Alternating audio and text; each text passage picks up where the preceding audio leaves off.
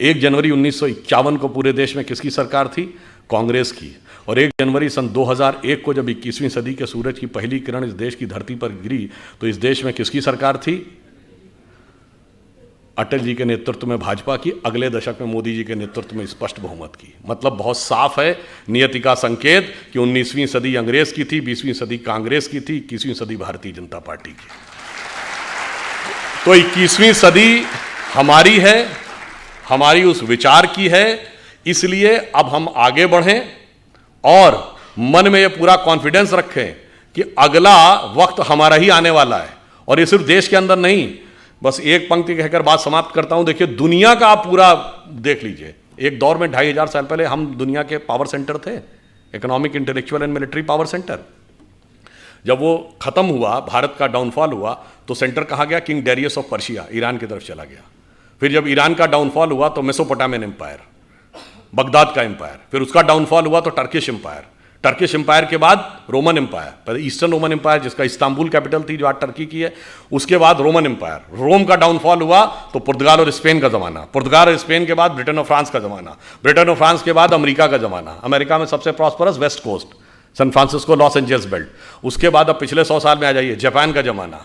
Japan के बाद आ जाइए पिछले 50 साल में tigers of the Asia Pacific, Hong Kong, Taiwan, Singapore, Macau. अब चीन का जलजला चल रहा है। तो अगला मुकाम क्या है? इसमें कोई संदेह मत रखिएगा कि अगला मुकाम हमारा आने वाला है। और हम यदि दुनिया में आगे बढ़ेंगे तो we are not there to dominate the world, we are there to motivate the world.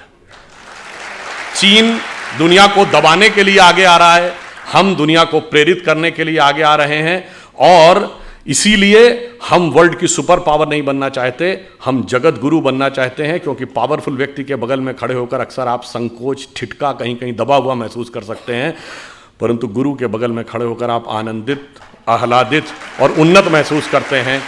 और जिसकी झलक योग दिवस के रूप में दिखाई पड़ने लगी है कि हम राष्ट्र से लेकर व्यक्ति तक को मोटिवेट करने की क्षमता रखते हैं। और फाइनली एक बात और कह दूं, ये प्रेरणा हमें कहां से मिलती है? आज आप देखिए, चाइना ताइवान के ऊपर डोमिनेट करना चाह रहा है, तो रशिया यूक्रेन के ऊपर डोमिनेट करना चाह रहा है। तो पूरी दुनिया की जियो पॉलिटिक्स इस पर चल रही है, एनेक्सेशन, सब्जुगेशन एंड डोमिनेशन। यानी या तो कंट्री को मिला लो, पिछले 100 सालों में हुआ ना, या फिर सब्जुगेट कर लो, उसको किसी ट्रीटी का हिस्सा बना लो, यानी इनडायरेक्टली अपना शासन कर लो, या डोमिनेट कर लो, एक कॉन्ट्रैक्ट कर लो ताकि वो सरकार वहीं रहे मगर वो आपका कंट्रोल रहे। परंतु हम इन तीनों में से किसी में विश्वास नहीं करते। क्यों? जब भगवान राम ने लंका पर विजय प्राप्त की तो क्या उसका एनेक्सेशन किया? नहीं।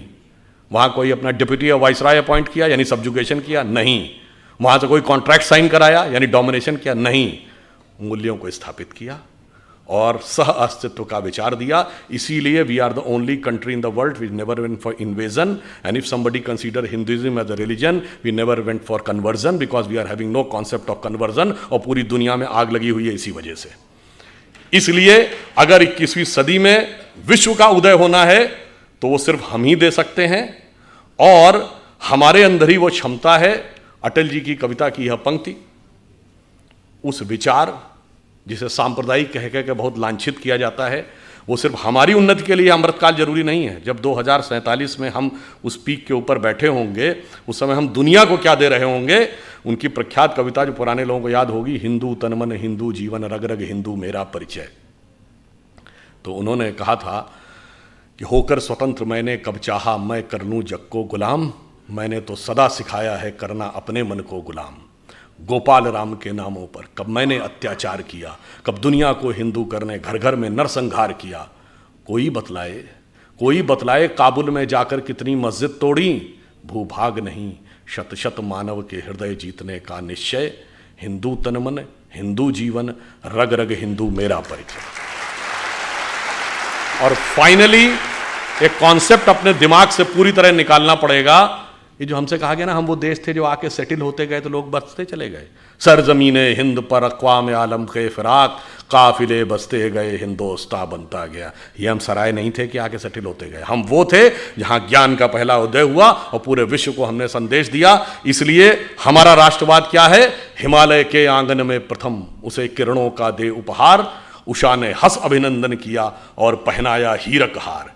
जगे हम लगे जगाने विश्व लोक में फिर फैला आलोक, व्योम तम पुंज हुआ तब नष्ट, निखिल संस्कृति हो उठी अशोक। तो संपूर्ण संसार को शोक से विरत करके उसे सुख के मार्ग पर प्रेरित करने की सामर्थ्य हमारी है। इसके लिए आप प्रण करें, कमर कसें, स्वतंत्रता को सार्थक करने कमर कसें, बलिदान करें, जो पाया उसमें खो न जाएं, जो खोया उसका ध्यान